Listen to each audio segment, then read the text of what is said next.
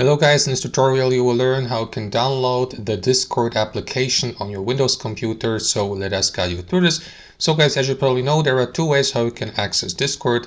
You may access it, for example, via the web application, via Google Chrome for instance, and log into your Discord account there, or install the Discord app on your desktop computer. Well, option number 3 would be to use it on your mobile device, of course, but let us focus on the desktop application. So to download it, guys, simply head over to discord.com through your favorite web browser, and here on the homepage of Discord, click into this here, download for Windows, for example. You may click also into download here at the top and select, for example, your preferred version like Mac OS, Windows, or Linux.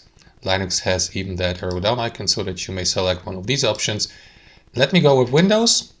After that, the installation file will be downloaded, so simply wait for the download process to be finished. After that, launch the setup file, wait for a brief moment, and simply go through an installation. Now, as you can see, I can't install it again because I have already installed it on my device. So that's basically it. That's how you download the Discord app on your desktop or Windows computer. Thanks for watching, and I'll see you next time.